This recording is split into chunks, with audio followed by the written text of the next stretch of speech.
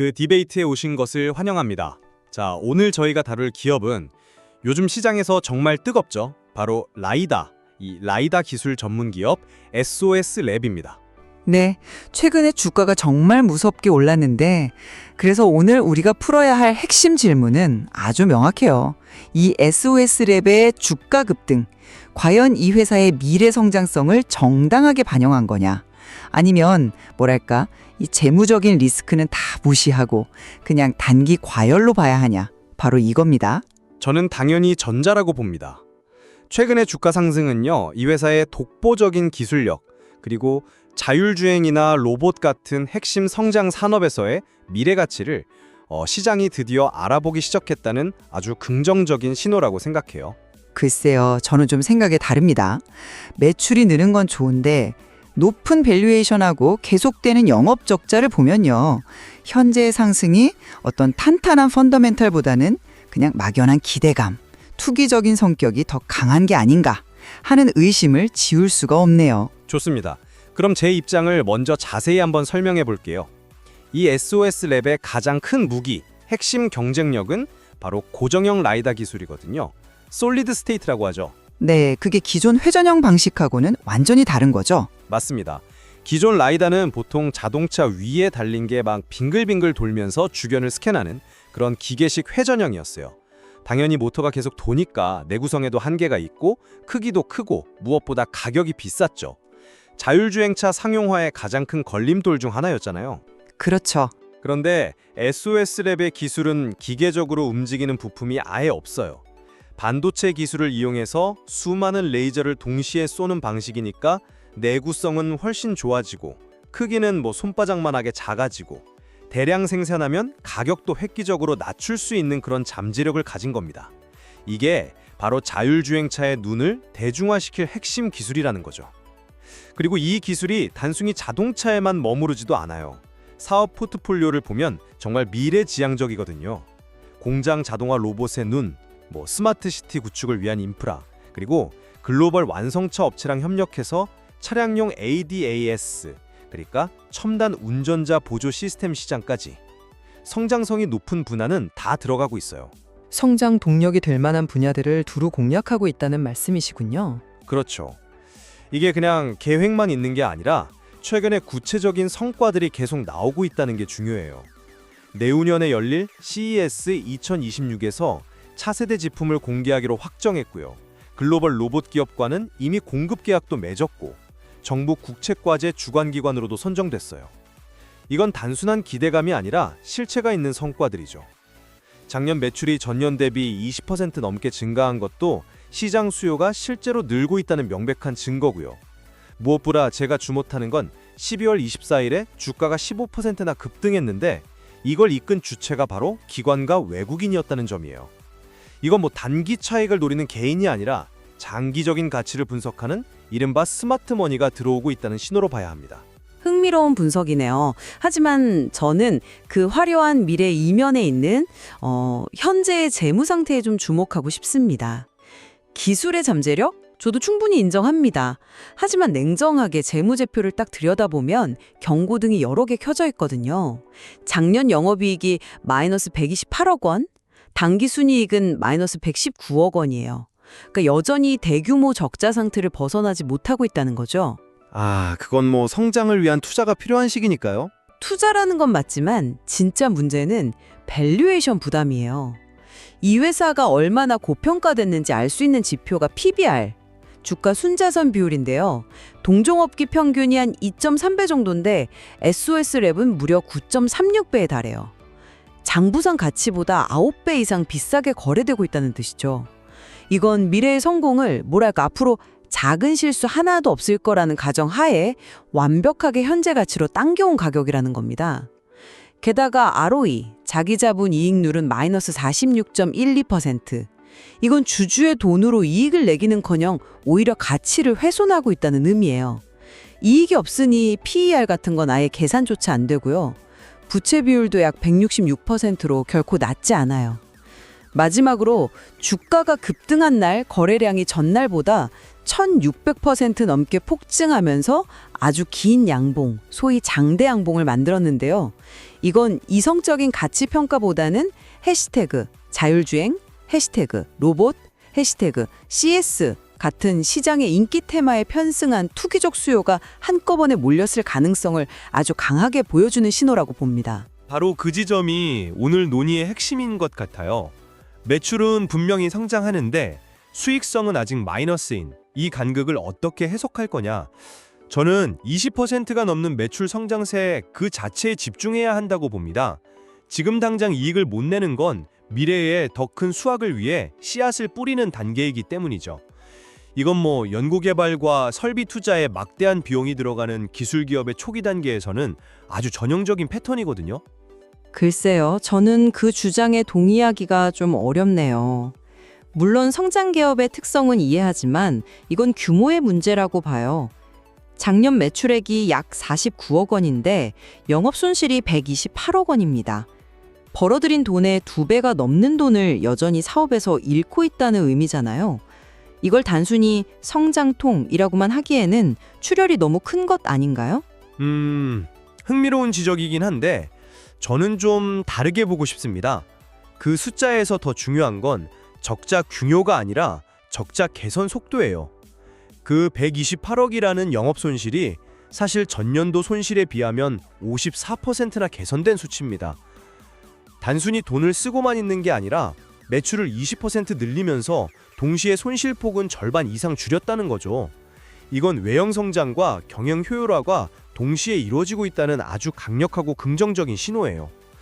수익성 개선의 변곡점이 머지않았다는 증거로 볼 수 있지 않을까요? 54% 개선이라는 그 숫자가 주는 착시 효과를 좀 경계해야 해요. 개선된 결과가 여전히 매출의 2배가 넘는 적자라는 본질은 변하지 않았으니까요. 이런 속도라면 과연 언제쯤 흑자로 전환할 수 있을지 그 불확실성이 너무 큽니다. 시장은 이 길고 험난한 과정을 완전히 무시하고 주가에만 환호하고 있는 것 같아요. 특히 최근 주가 상승의 기폭제가 된 글로벌 완성차 업체와 공급 협의 가속화라는 소식도요. 냉정하게 보면 아직은 협의 단계일 뿐이지 확정된 대규모 계약이 아니잖아요. 이 기대감이 만약에 현실화되지 않으면 실망 매물이 쏟아져 나올 위험도 고스란히 안고 있는 거죠. 바로 그 불확실한 미래 가치를 어떻게 평가하느냐에서 밸류에이션에 대한 시각 차이가 생기는 것 같습니다. PBR 9.36배, 말씀하신 대로 전통적인 제조업 잣대로 보면 당연히 높아 보이죠. 하지만 SOS랩이 가진 고정형 라이다 기술은 단순한 부품이 아니에요. 이건 자율주행과 로봇이라는 거대한 시장의 패러다임 자체를 바꿀 수 있는 소위 말하는 파괴적 기술입니다. 시장은 현재의 장부 가치가 아니라 이 기술이 미래에 창출해낼 그 막대한 현금 흐름의 가치에 가격을 매기고 있는 거라고 봐야 해요. 제 관점은 조금 다릅니다. 미래 가치를 주가에 반영한다는 점에는 저도 동의해요. 하지만 9배가 넘는 PBR은 그 수준을 넘어섰다고 봐요. 그건 뭐랄까 투기의 영역에 가깝습니다. 이 가격이 정당화되려면요. SOS랩이 단순히 시장에서 성공하는 것을 넘어서 거의 모든 경쟁자를 물리치고 시장을 독점적으로 지배해야만 가능해요. 하지만 현실적으로 라이다 기술 경쟁이 전 세계적으로 얼마나 치열한가요? 그런 지나치게 낙관적인 가정을 전제로 현재 가격을 설명하는 건 무리가 있다고 봅니다. 하지만 시장의 큰 손들은 그렇게 생각하지 않는 것 같아요. 최근 외국인 지분율이 1.83%까지 빠르게 늘고 기관 투자자들이 대규모 순매수에 나선 것은 이런 미래 가치에 대한 전문가 집단의 동의가 모이고 있다는 증거 아닐까요? 개인 투자자들의 막연한 기대감이 아니라 철저한 분석을 거친 자금이 유입되고 있다는 점을 너무 가볍게 봐서는 안 된다고 생각합니다. 근데 그 수급이 과연 기업의 본질적 가치만을 보고 들어온 걸까요? 저는 앞서 말했듯이 CAS, 스마트시티, 로봇 같은 지금 시장에서 가장 뜨거운 테마의 영향이 훨씬 크다고 봐요. 특히 당장 1월에 열리는 세계 최대 IT 전시회 이 CES에 대한 단기적인 모멘텀이 주가에 아주 강하게 반영되어 있어요. 이런 이벤트성 호재는 막상 이벤트가 끝나고 나면 급격히 식어버리는 경우가 많죠. 과연 CES가 끝나고 난 후에도 이 높은 가격이 유지될 수 있을까요? 테마의 편승에서 들어온 자금은 테마가 식으면 순식간에 빠져나갈 수 있다는 걸 기억해야 합니다. 외부 환경 요인을 조금 더 넓게 볼 필요가 있어요. 미중 기술 패권 경쟁 같은 지정학적 이슈는 SOS랩에게 일시적인 테마가 아니라 구조적인 기회 요인이 될 수 있습니다. 지금 미국이 국가안보를 이유로 중국산 라이다에 대한 규제를 검토하고 있잖아요. 만약 이게 현실화된다면 세계 최고 수준의 기술력을 갖춘 한국의 대표 기업인 SOS랩이 그 반사 이익을 고스란히 얻게 될 거라는 기대감이 아주 커요. 이건 기업의 펀드멘털 자체를 근본적으로 바꿔놓을 수 있는 거대한 변화의 시작일 수 있습니다. 그 점은 동의하지만 지정학적 이슈에 기업의 성패를 거는 것만큼 위험한 투자 발상도 없다고 생각해요. 미국의 정책은 언제든 바뀔 수 있고 지금은 규제 논의 단계일 뿐이지 실제 법으로 만들어진다는 보장도 어디에도 없어요. 이런 불확실한 기대감 하나만으로 현재의 과도한 밸류에이션을 모두 정당화하기는 어렵죠. 해외의 변수뿐만 아니라 국내 정책도 봐야죠. 정부가 추진하는 지능형 로봇 산업 육성법 같은 정책들은 SOS랩에게 안정적인 내수 시장과 연구 개발을 뒷받침하는 든든한 버팀목이 되어주고 있어요. 이건 변동성이 큰 해외 변수와는 다른 비교적 확실한 장기적 성장 기반이라고 볼 수 있지 않을까요? 글쎄요, 그런 정책적 지원이 당장의 막대한 적자를 메워줄 수는 없죠. 기술적 분석, 그러니까 차트의 흐름으로만 봐도 불안한 점이 있어요. 주가가 굉장히 오랜 기간 박스권, 즉 일정한 가격 범위 안에 갇혀 있다가 갑자기 엄청난 거래량을 동반하며 그 벽을 뚫고 올라왔어요. 이런 패턴은 보통 기업의 가치가 점진적으로 변했다기보다는 단기 호재를 쫓는 투자자들이 한꺼번에 몰려들 때 나타나는 현상이에요. 문제는 이렇게 들어온 자금은 단기 차익 실현 욕구도 강해서 주가가 조금만 흔들려도 매물이 쏟아져 나올 수 있다는 겁니다. 자료에 제시된 손절가가 11,000원으로 현재 종가인 12,650원보다 한참 아래에 있다는 점이 바로 이런 급격한 변동성의 위험을 암시하고 있는 거죠. 급하게 오른 만큼 급하게 떨어질 위험도 크다는 뜻입니다. 종합적으로 정리해 보겠습니다. 제 생각에 SOS랩은 자율주행과 로봇이라는 미래를 정의할 핵심 기술에 투자하는 아주 매력적인 기회입니다. 20%가 넘는 견조한 매출 성장세, 그리고 공장 자동화부터 스마트 인프라까지 잘 다각화된 사업 포트폴리오. 무엇보다 기관과 외국인 투자자들의 신뢰는 현재 재무적 어려움을 상쇄하고도 남는 장기적인 성장 잠재력을 분명하게 보여주고 있다고 생각해요. 제 생각은 다릅니다.